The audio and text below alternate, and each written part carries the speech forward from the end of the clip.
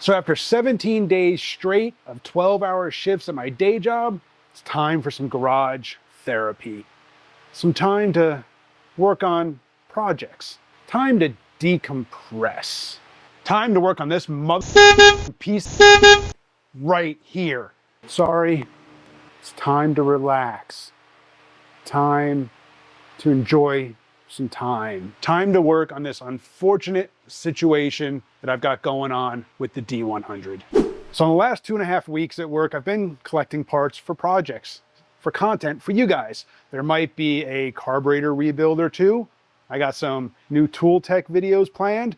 There might be a review of a backup camera. Yeah, I got some ideas going, some content ready to go. So first thing I want to do though is get onto the D100 and see if I can figure this thing out. So there's an obvious oil leak on the back of the engine, right? There's oil running down the back, down the bell housing, dripping on the ground off the transmission. So it's either the back of the intake manifold, the distributor, which I've already replaced that O-ring, or the oil pressure sender. So I'm going to pull the distributor first, take a look at that, and then try to get back there with a mirror, see if I can see maybe the back of the intake manifold. I really don't want to pull the intake manifold. I've got all the bolts out except for one. That thing's just about ready to go. Really don't want to pull it, but let's get the distributor out and then I'll see what I can see, and I'll try to get you guys in there to maybe see where this oil leak is coming from. Hopefully it's pretty obvious. All right, so I got the distributor out. Now it could be the distributor. There was a lot of oil up on this lip right here. It might be that the O-ring just isn't quite fat enough. It is pretty narrow. It doesn't extend too far beyond the housing or the edge of this base of the distributor. So this whole lower lip here did have oil on it. I did wipe it down just to clean it up. So it could be that. So I'm gonna try to get on the back of the engine with a mirror and a light and have a look around, see what I can see. But I'm gonna see if I can get a fatter O-ring maybe, because that doesn't extend far. That might be the culprit right there. All right, so yeah, I think it's the back of the intake. Not sure how well this is gonna show up. I've got a mirror here, got the light. I'm gonna try to zoom in there. Maybe you can see it looks like there's a missing bead of RTV down in there. Maybe that can, I won't know until I go to edit it, just how well I might be able to see that. But yeah, I'm thinking there's a gap in the RTV back there. So intake's coming off. Well, that's unfortunate. I was really hoping that wasn't the case, but it's really looking like that is my smoking gun. So yeah, guys, while this is frustrating and, you know, obviously I'd much rather be enjoying the truck by driving it and using it, this is still kind of like I said, garage therapy, right? It's time to get away from my day job, spend some time doing something that I enjoy, which is just, you know, working on projects. And actually, you know, it's funny. I say garage therapy is a chance to kind of decompress from your day job, forget about whatever it is you're dealing with there, and to relax. This is still a job for me. You know, the content creation, putting out videos on YouTube, it is a side gig for me. So it's funny that I'm decompressing and relaxing from my day job to work another job to bring content, but I enjoy it.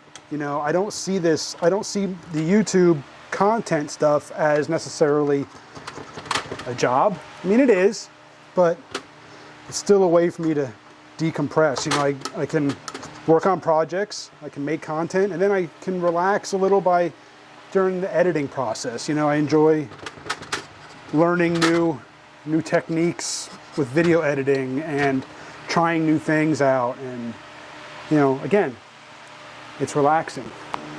As sick as that might sound to you, to some people, you know, it is. It's kind of a relaxing time for me. So, like I said, this is something, while frustrating,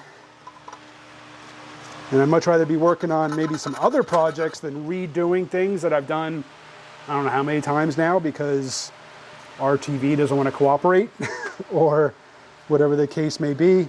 Yeah, it's still an enjoyable process.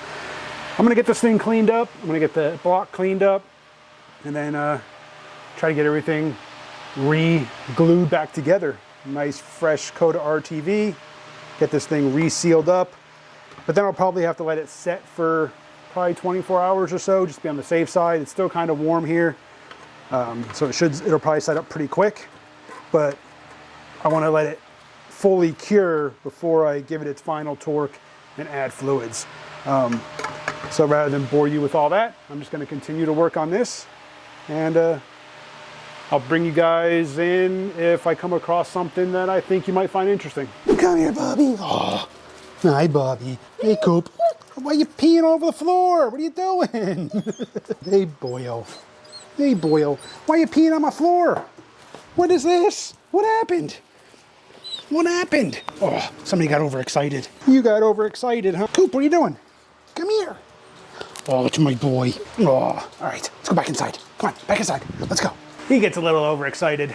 All right, guys, so I've got the intake back on. I've got the oil pressure sensor back in, and I've got the distributor in.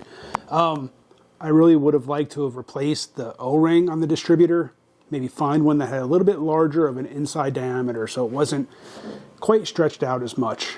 But I think it's okay. I went ahead and I lubed up the O-ring just with some silicone lube. Dropped that back in. I had marked where it was sitting before. My timing, I think, was like dead on. So I marked it. It dropped right back into where I had it. So that's a plus. That all went back in nice. I still got to put the distributor cap on and run the wires. Still got to put the Holley Sniper EFI back on. Now, the intake, I RTV'd everything. Put the intake on. Let it set up for, I think it was like an hour, hour and a half, and then I torqued it. I just kind of snugged it down to hold it in place. And then, like I said, I torqued it, everything to 45 foot-pounds.